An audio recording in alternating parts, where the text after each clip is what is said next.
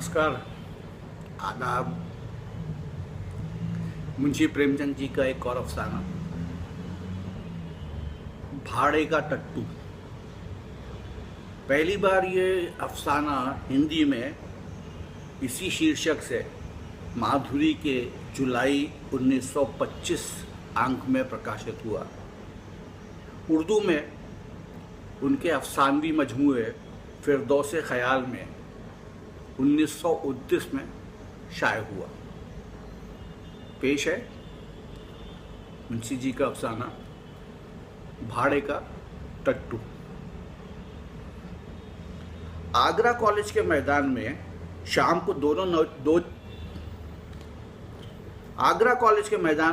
को दोनों जवान हाथ पे हाथ दिए टहल रहे थे। एक का नाम जसवंत था और दूसरे का रमेश। जसवंत कद्दो-कामत का ऊंचा और ताकतवर था, उसके चेहरे पर बाकायदगी और सेहत की झलक थी। रमेश पस्ताकद, छरहरे बदन का, बेरौनक और कमज़ोर था। दोनों में किसी बात पर बहस हो रही थी। जसवंत ने कहा, मैं आत्मा के मुकाबले में दौलत को कोई वक़्त नहीं समझता। रमेश बोला, बड़ी खुशी की बात है। जसवंत, हाँ देख लेना, तुम ताने देते रहो, लेकिन मैं दिखला दूंगा कि मैं दौलत को कितना हकीर चीज़ समझता हूँ। रमेश, खैर दिखला देना। मैं तो रुपए को इतना हकीर नहीं समझता। रुपए के लिए आज 15 बरस से किताबें चाट रहा हूँ। रुपए के लिए वालिदैन, अजीज़, रिश्तेदार सबसे अलहदा यहाँ पड़ा हुआ हूँ। न जाने अभी कितनी सलामियाँ देनी पड़ेंगी, कितनी खुशामद करनी पड़ेगी। क्या इसमें रूहानी ज़वाल ना होगा? मैं तो इतने बुलंद मेयार पर कायम नहीं रह सकता। यहाँ तो अगर किसी मुकदमे में अच्छी रिश्वत मिले तो शायद छोड़ ना सकूं। क्या तुम छोड़ दोगे? जसवंत, मैं उसकी तरफ आंख उठाकर भी ना देखूंगा, और मुझे यकीन है कि तुम जितने पस्त बनते हो उतने हो नहीं। रमेश, मैं इससे कहीं पस्तर हूँ जितना कहता हूँ। जसवंत, मुझे तो यकीन नहीं आता कि अपने फ़ायदे के लिए तुम किसी को नुकसान पहुँचा सकोगे। रमेश, भाई दुनिया में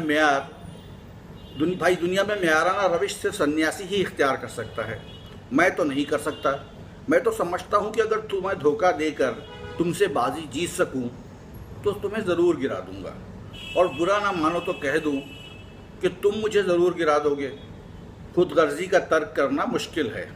जसवंत, तो मैं कहूँगा तुम भाड़े के टट्टू हो। रमेश, और मैं कहूँगा तुम काठ के उल्लू हो। जसवंत और रमेश एक साथ ही स्कूल में दाखिल हुए और एक साथ डिग्रियां लेकर कॉलेज से निकले। जसवंत किसी कदर कम फहम मगर बला का मेहनती था। जिस काम को हाथ में लेता उसे चिमट जाता और उसे पूरा करके ही छोड़ता। रमेश तेज था मगर काहिल। घंटे भर तक जमकर बैठना उसके लिए मुश्किल था। एमए तक वो आगे रहा और जसवंत पीछे। मेहनत दानाई से हारती रही, लेकिन सिविल सर्विस में पासा पलट गया। जसवंत सब काम छोड़कर किताबों से लग गया।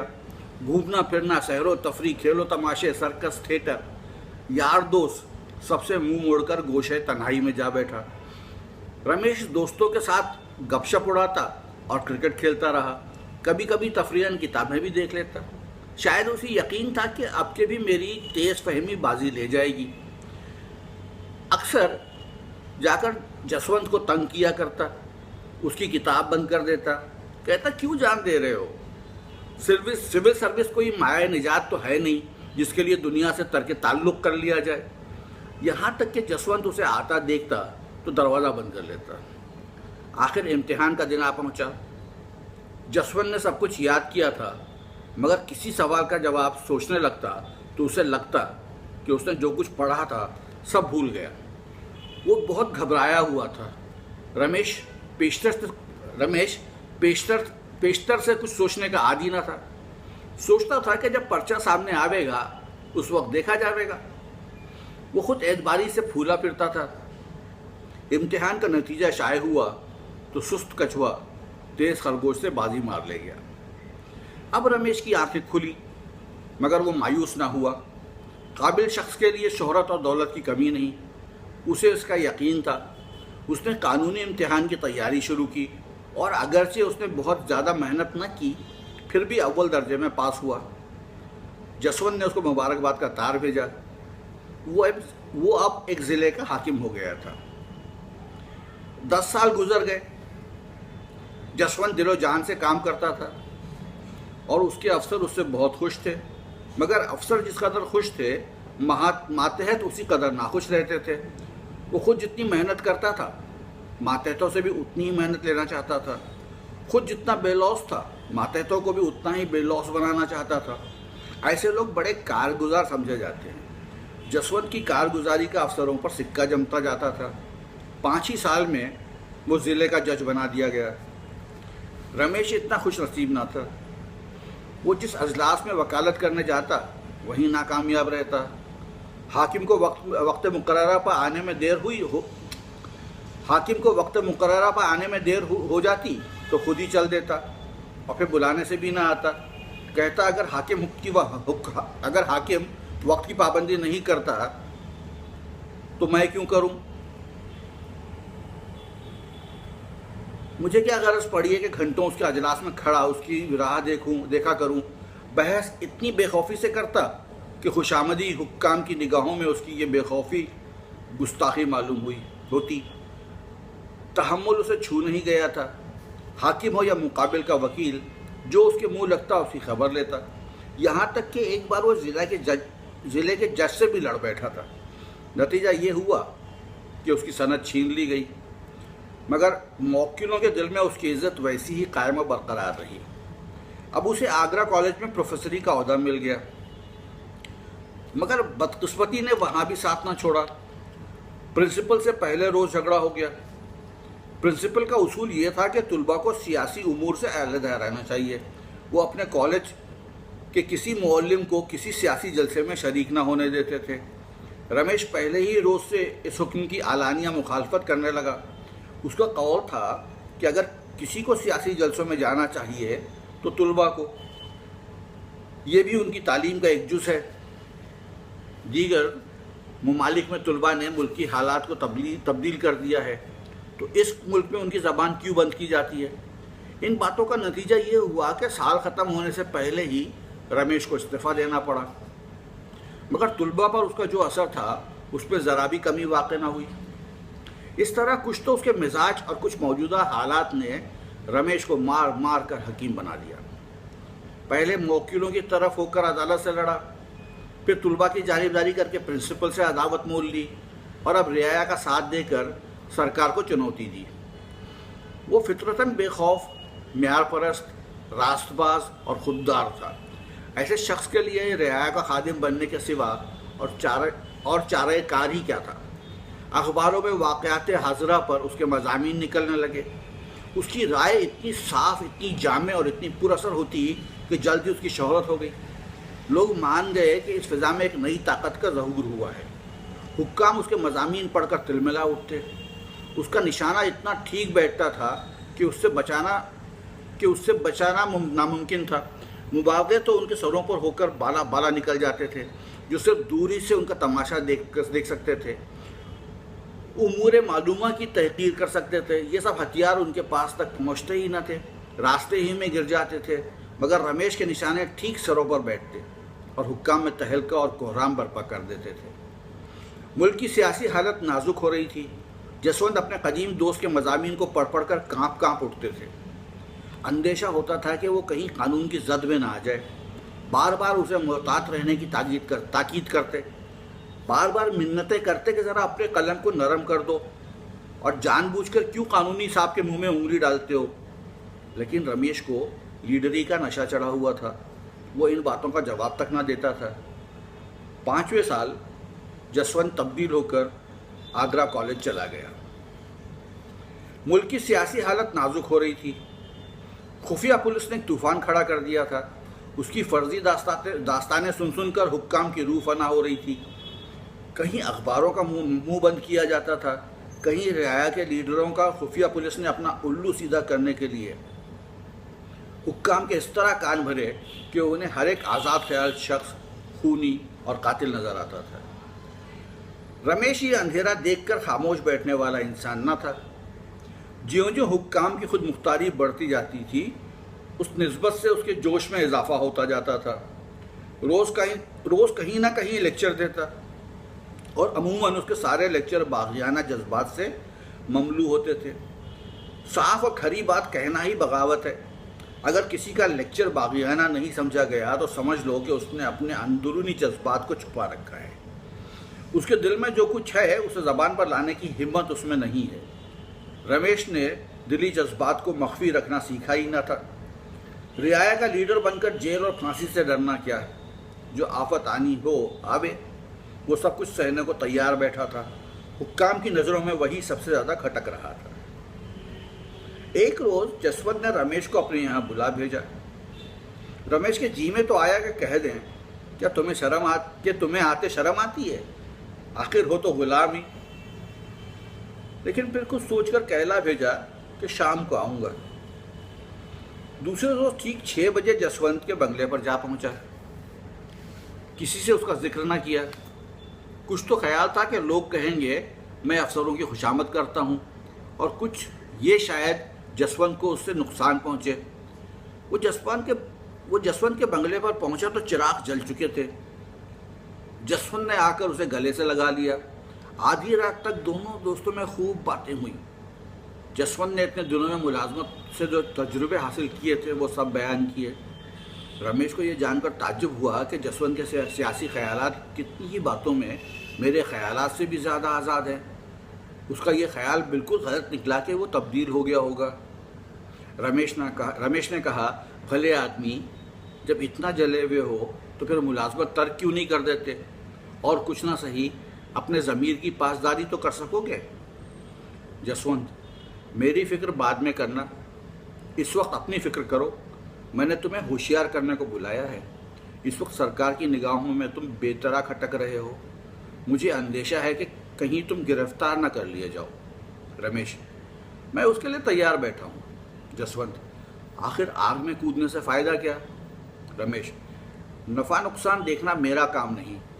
मेरा काम तो अपने फ़र्ज़ को अंजाम देना है। जसवंत, ज़िद्दी तो तुम हमेशा की हो, मगर मौका नाजुक है, संभले रहना ही अच्छा है।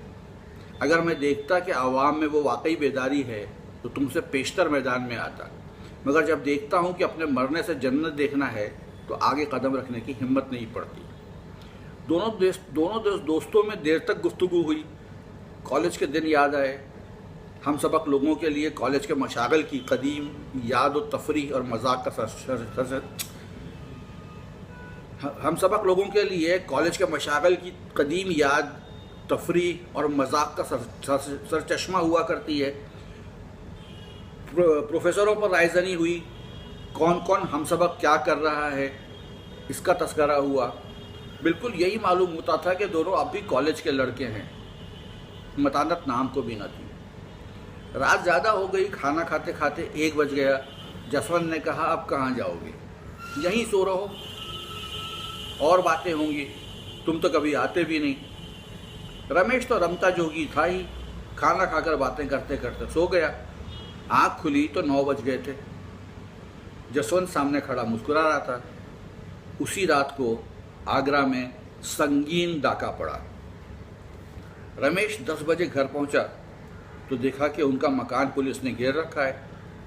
उन्हें देखते ही पुलिस अफसर ने वारंट दिखलाया। फौरन घर की तलाशी होने लगी। मालूम नहीं कैसे रमेश की मेज़ की दराज में एक पिस्तौल निकल आया। फिर क्या था, हाथों में हथकड़ी पड़ गई। अब किसको उनके डाके में शरीक होने से इनकार हो सकता था। और भी कितनी लोगों पर आफत आई। सभी खास लीडर चुन लिए गए। मुकदमा चलाया गया। औरों की बात ईश्वर जाने, मगर रमेश बेकसूर था। उसके पास ऐसा ज़बरदस्त सबूत था जिसकी सच्चाई से किसी को इनकार नहीं हो सकता था। मगर क्या वो सबूत से काम ले सकता था? रमेश ने सोचा कि जसवंत खुद ही मेरे वकील की मार्फत सफाई के गवाहों में अपना नाम लिखवाने को कहेगा। मुझको बेकसूर जानते हुए वो मुझको जेल कभी ना जाने देगा। वो इतना संगदिल नहीं है। लेकिन दिन गुजरते जाते थे और जसवंत की तरफ से इस तरह की कोई बात ना कही जाती थी। रमेश को खुद ही उसका नाम लिखाते हुए पसो पेश होता था। ना जाने उसमें उससे क्या दिक्कत पेश आवे। अपनी बचत के लिए वो उसे तकलीफ में मुब्तला ना करना चाहता था। जसवंत संगदिल न थे, बेहिस भी न थे, लेकिन बेअमल ज़रूर थे। उन्हें अपने अजीज़ दोस्त के बेकसूर मारे जाने पर रंज था। कभी कभी रो देते थे, मगर ये जुर्रत न होती थी कि सफाई देकर उसे छुड़ा लें। ना जाने हुक्काम को क्या ख्याल हो, कहीं ये समझने लगें कि मैं भी साजिश करने वालों से हमदर्दी रखता हूँ, मेरा भी उनसे कुछ ताल्लुक़ है। ये मेरे हिंदुस्तानी होने की सज़ा है, जानबूझकर जहर निगलना पड़ता है। पुलिस ने हुक्काम के दिलों पर ऐसा सिक्का जमा लिया कि ख्वाह मेरी शहादत से रमेश बरी भी हो जावे और मुझ पर एलानिया कोई शुबा भी ना किया जावे, मगर ये ख्याल दिलों से क्यों कर दूर होगा कि मैंने सिर्फ एक हमवतन की बरियत के लिए झूठी शहादत दी। और वो हमवतन भी कौन, जो बगावत में माखूज है। इसी हैस बहस में एक महीना गुजर गया। उधर मजिस्ट्रेट ने यह मुकदमा जसवंती के अजलास में भेज दिया। डाके में कई खून हो गए थे और मजिस्ट्रेट को इतनी सख्त सज़ाएं देने का इख्तियार न था जितनी उसकी तजवीज़ में दी जानी चाहिए थी। जसवंत अब बड़ी उलझन में पड़ा। उसने छुट्टी लेनी चाहिए, लेकिन मंजूर ना हुई। सिविल सर्जन अंग्रेज़ था, इस वजह से उसका सर्टिफिकेट लेने की हिम्मत ना पड़ी।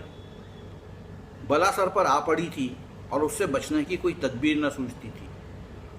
किस्मत का उलटफेर देखिए, साथ खेले और साथ पढ़े हुए दो दोस्त एक दूसरे के मुकाबिल खड़े थे। सिर्फ एक कटघरा दरमियान में हायल था, मगर एक की जान दूसरी की मुट्ठी में थी। दोनों की आंखें कभी चार ना होती, दोनों सर नीचा किए रहते। अगर जसवंत की आत्मा नदामत, पशेमानी और रूहानी तकलीफ से तड़प रही थी और रमेश का चेहरा मासूमियत की चमक से मुनव्वर था। दोनों दोस्तों में कितना फ़र्क था, एक कितना फराख दिल, दूसरा कितना खुदगर्ज। रमेश चाहता तो अभी अदालत में उस रात की बात कह देता, लेकिन जसवंत जानता था कि रमेश फांसी से बचने के लिए भी इस शहादत का सहारा न लेगा, जिसे मैं मख्फी रखना चाहता हूँ। जब तक मुकदमे की पेशियाँ होती रहीं, रमेश को सख्त बेचैनी महसूस होती रही। उसके ज़मीर और उसकी खुदगर्जी में रोज़ाना कशमकश होती रही, मगर फ़ैसले के रोज़ तो उसकी वही हालत होती रही थी जो किसी कत्ल के मुलजिम की हो। अजलास पर जाने की हिम्मत न पड़ती थी। वो 3 बजे कचहरी पहुंचा। मुलजिम अपनी किस्मत का फ़ैसला सुनने के लिए तैयार खड़े थे। रमेश भी आज हर रोज़ से ज़्यादा उदास था। उसका राज़े हयात में मौका आ गया जब उसका सर तलवार की धार के नीचे होगा। अब तक खौफ लतीफ़ शक्ल में था, आज उसने कसीफ सूरत इख्तियार कर ली। जसवंत ने इस्तक़लाल आमेज़ लहजे में फ़ैसला सुनाया। जब उसकी ज़बान से ये लफ्ज़ निकले कि रमेश चंद्र को 7 बरस की कैद सख्त, तो उसका गला भराया। उसने तजवीज़ मेज़ पर रख दी, कुर्सी पर बैठकर पसीना पोंछने लगा। हया से उमड़े हुए आंसुओं को पोंछा, फिर उससे आगे वो अपने फ़ैसले को पढ़ न सका। रमेश जेल से निकलकर पक्का इनकलाब पसंद बन गया। जेल की तारीक कोठरी में तमाम दिन की सख्त मेहनत के बाद वो गरीबों की फलाह और इस्लाह के मंसूबे बांधा करता था। सोचता कि इंसान क्यों गुनाह करता है, इसलिए ना कि दुनिया में इस कदर इफ्तराक है। कोई तो आलीशान महलों में रहता है और किसी को दरख्त का साया भी मैसर नहीं। कोई रेशम और जवाहरात से मंडा हुआ है, किसी को फटा कपड़ा भी नसीब नहीं। ऐसी बेइंसाफ दुनिया में अगर चोरी, हत्या और धर्म है तो ये किसका कसूर है? वो एक ऐसी अंजुमन कायम करने का ख्वाब देखता था जिसका काम दुनिया से इफ्तराक को नापैद कर देना हो। दुनिया सब के लिए है और दुनिया सबको राहत और आराम से बसर करने का मसावी हक है। न डाका डाका है, न चोरी चोरी।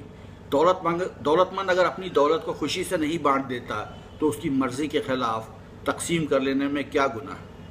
दौलतमंद उसे गुनाह कहता है तो कहे, उसका बनाया हुआ कानून अगर सज़ा देना चाहता है तो दे। हमारी अदालत भी अलहदा होगी, उसके सामने वो सभी लोग मुल्ज़िम होंगे जिनके पास ज़रूरत से ज़्यादा राहत के सामान हैं, हम भी उन्हें सज़ा देंगे, हम भी उनसे सख्त मेहनत लेंगे। जेल से निकलते ही उसने उस जमाती इनकलाब का ऐलान कर दिया। अंजुमन कायम होने लगी, हथियार जमा किए जाने लगे और चंद ही रोज़ बाद डाके का बाज़ार गर्म हो गया। पुलिस ने उनका सुराग लगाना शुरू किया। इधर इनकलाब पसंदों ने पुलिस पर भी हाथ साफ करना शुरू किया। उनकी ताकत रोज़ बरोज़ बढ़ने लगी, मगर सारा काम इतनी होशियारी से होता था कि किसी को मुलजिमों का कुछ सुराग ना मिलता था। रमेश कहीं गुरबा के लिए दवाखाने खोलता, कहीं बैंक। डाके के रुपए से उसने इलाके खरीदने शुरू किए। जहाँ कोई इलाका नीलाम होता वो उसे फ़ौरन ख़रीद लेता। थोड़े दिनों में उसके पास एक बड़ी जायदाद हो गई। उसका नफ़ा सिर्फ गुरबा की इमदाद में सर्फ होता। तुरफा ये कि सभी को मालूम था कि ये रमेश की करामात हैं, मगर किसी को मुंह खोलने की हिम्मत न होती थी। महज़ब जमात की निगाहों में रमेश से ज़्यादा काबिल नफ़रत और कोई शख्स सारी दुनिया में ना था। लोग उसका नाम सुनकर कानों पर हाथ रख लेते थे। शायद उसे प्यासा मरता देखकर कोई एक कतरा पानी भी उसके हलक में ना टपकाता, लेकिन किसी की मजाल ना थी कि उसके कामों पर एलानिया एतराज़ कर सके। इस तरह कई साल गुजर गए। सरकार ने डाके का पता लगाने के लिए बड़े बड़े इश्तेहारात दिए। यूरोप से खुफिया पुलिस के होशियार आदमियों को बुलाकर इस काम पर तैनात किया, लेकिन गज़ब के डाकू थे जिनकी हुकूमतों के आगे किसी की कुछ न चलती थी। मगर रमेश खुद अपने उसूलों पर आमिल न रह सका। ज्यों ज्यों दिन गुजरते गए उसे एहसास होता मेरे मुक़ल्लिदों में बेइत्मीनानी बढ़ती जा रही है।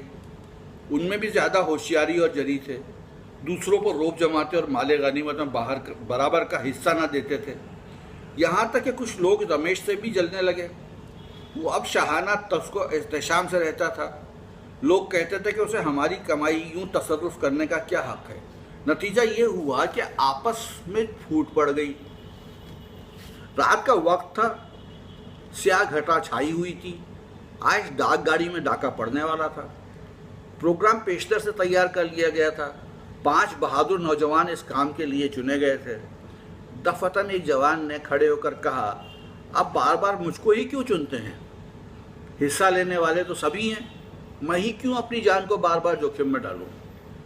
रमेश ने इस्तक़लाल से कहा, यह तजवीज़ करना मेरा काम है कि कौन कहाँ भेजा जावे। तुम्हारा काम सिर्फ मेरे हुक्म की तामील करना है। जवान, अगर मुझसे काम ज़्यादा लिया जाता है तो मुझे हिस्सा भी क्यों ज़्यादा नहीं दिया जाता? रमेश ने उसके तेवर देखे और चुपके से पिस्तौल हाथ में लेकर बोला, इसका फ़ैसला वहाँ से लौटने पर होगा। जवान, मैं जाने से पहले इसका फ़ैसला चाहता हूँ। रमेश ने उसका जवाब न दिया। पिस्तौल से उसका काम तमाम कर देना चाहते ही थे कि वो फ़ौरन खिड़की से नीचे कूद पड़ा। कूद फांदने कोई उसका सानी ना था। चलती गाड़ी से कूद पड़ना उसके बाएं हाथ का खेल था। वो वहाँ से सीधा खुफिया पुलिस अफसर के पास पहुँचा। जसवंत ने भी पेंशन लेकर वकालत शुरू की थी। अदालत के सभी लोगों से उनका तारुफ था। उनकी वकालत बहुत जल्द चमक उठी। जसवंत के पास लाखों रुपए थे। उन्हें पेंशन भी कसीर मिलती थी। वो चाहते तो घर बैठे खुशी से ज़िंदगी के बकिया दिन बसर कर देते। मुल्क को कौम की खिदमत करनी भी उनके लिए मुश्किल न थी। ऐसे ही लोगों से बेगर्जाना खिदमत की उम्मीद की जा सकती है, मगर जसवंत ने सारी उम्र रुपया कमाने ही में गुजार दी थी और अब कोई ऐसा काम ना कर सकते थे जिसका समरा रुपए की सूरत में ना मिले। यूँ तो सभी महज़ब लोग रमेश से नफ़रत करते थे, लेकिन जसवंत सबसे बड़ा हुआ था। कहता था कि अगर कभी रमेश पर मुकदमा चलेगा तो मैं बिला फीस सरकार की तरफ से पैरवी करूंगा। अलानिया रमेश पर तानाज़नी किया करता, ये आदमी नहीं शैतान है, ऐसे आदमी का तो मुंह ना देखना चाहिए। उफ, उसके हाथों कितने भले घरों का सत्यानाश हो गया, कितने भले आदमियों की जानें गई, कितनी औरतें बेवा हो गई, कितने बच्चे यतीम हो गए। आदमी नहीं भूत है। मेरा बस चले तो उसे गोली मार दूँ, जीता चुनवा दूँ। सारे शहर में गोगा मचा हुआ था। रमेश बाबू पकड़ लिए गए। बात सच्ची थी, रमेश सचमुच गिरफ्तार हो गया था। उसी शख्स ने जो रमेश के सामने से कूदकर भागा था, उसने पुलिस के अफसर से सारा माजरा बयान कर दिया था। इस्तेहाल बिलजबर और कत्ल की कैसी पुर मुसीबत, कैसी शैतानियत आमाज और कैसे रोंगटे खड़े कर देने वाली दास्तान थी। महज़िब जमातें बगले बजाती थीं, सेठ के मकानों में घी के चिराग जलते थे, उनके सरों पर शमशीर बरहाना लटकती थी। आज वो हट गई, अब वो ख्वाब शीरी के मज़े उठा सकते थे। अखबारों में रमेश के हथकंडे छपने लगे। वो बातें जो अब तक खौफ के सबब से किसी की ज़बान पर ना आती थी, अब अखबारात में शाया होने लगी।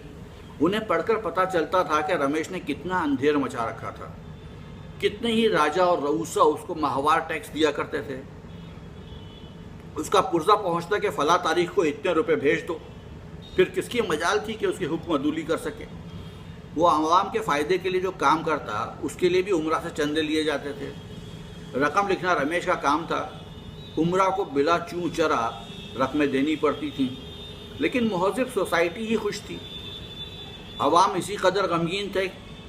कौन पुलिस वालों के मजालिम से उनकी हिफाजत करेगा, कौन सेठों की दस्त दराजियों से उन्हें बचाएगा, कौन उनके लड़कों के लिए सनत व हिरफत के मदरसे खोलेगा। वो अब किसके बल पर कूदेंगे।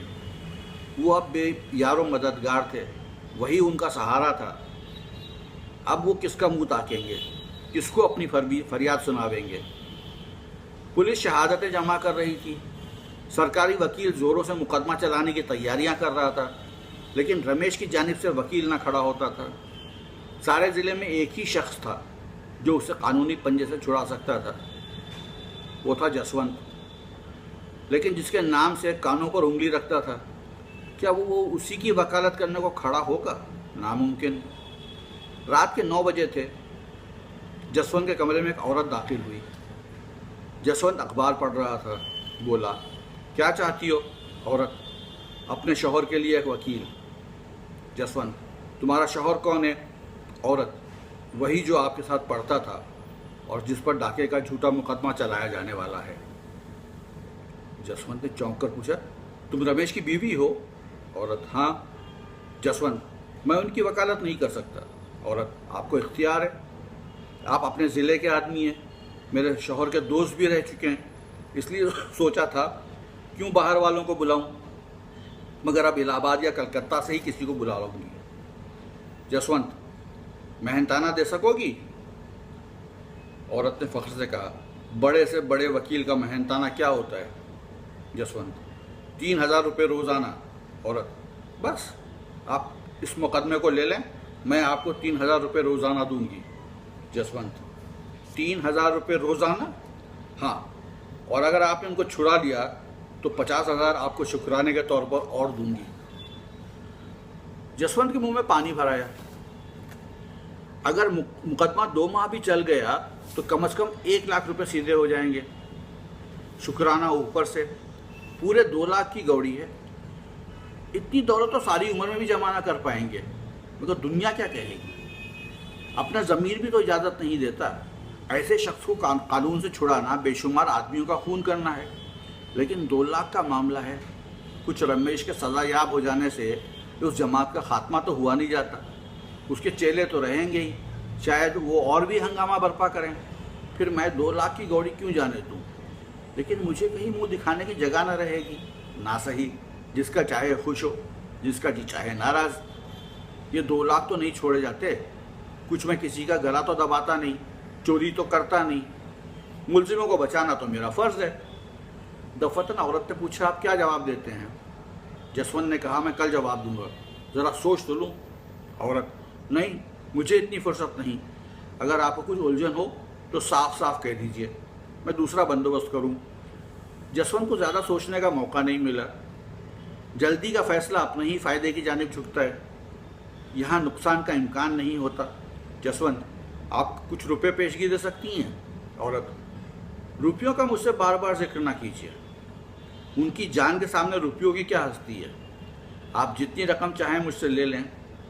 आप चाहे उन्हें छुड़ा ना सकें, मगर सरकार के दांत ज़रूर इकट्ठे कर दें। जसवंत, मैं ही वकील हो जाऊंगा।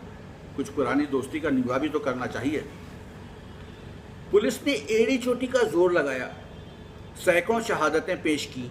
मुखबिर ने तो पूरी दास्तान ही सुना दी, लेकिन जसवंत ने कुछ ऐसी दलीलें की, शहादतों को कुछ इस तरह लघु साबित किया और मुखबिर की ऐसी खबर ली कि रमेश बेदाग छूट गया। उन पर कोई जुर्म साबित ना हो सका। जसवंत जैसे मोहतात और दाना वकील का उनकी पैरवी में खड़ा हो जाना ही इस अमर का सबूत था कि सरकार ने गलती की। शाम का वक्त था। रमेश के दरवाजे पर शामियाना लगा हुआ था। गुरबा को खाना खिलाया जा रहा था। जसवंत का चारों तरफ से शुक्रिया अदा किया जा रहा था। रमेश को मुबारकबाद दिया जा रहा था। जसवंत बार बार रमेश से बोलना चाहता था, मगर रमेश उसकी जानिब से मुंह फेर लेते थे। अब तक उन दोनों में एक बात भी ना हुई थी। आखिर जसवंत ने एक बार झुंझला कर कहा, तुम तो मुझसे इस तरह ऐठते हो जैसे मैंने तुम्हारे साथ कोई बुराई की है। रमेश, और आप क्या समझते हैं, मेरे साथ भलाई की है? पहले आपने मेरी दुनिया बिगाड़ी थी, अब की मेरी आकबत बिगाड़ी। पहले माफ़ किया होता तो मेरी ज़िंदगी सुधर जाती, और अब जेल जाने देते तो आकबत बन जाती। जसवंत, ये तो ना कहोगे कि मुझे इस मामले में कितनी हिम्मत से काम लेना पड़ा? रमेश, आपने हिम्मत से काम लिया? खुद गर्जी से काम लिया। आप अपनी गरज के आदमी हैं। मैंने अपनी ज़िंदगी का बहुत बुरा इस्तेमाल किया, लेकिन उसे आपकी ज़िंदगी से तब्दील करने को किसी हालत में तैयार नहीं हूँ। आप मुझसे शुक्रिया की कोई उम्मीद ना रखें। ये कहानी थी भाड़े का टट्टू। कल फिर मुंशी प्रेमचंद की एक और कहानी।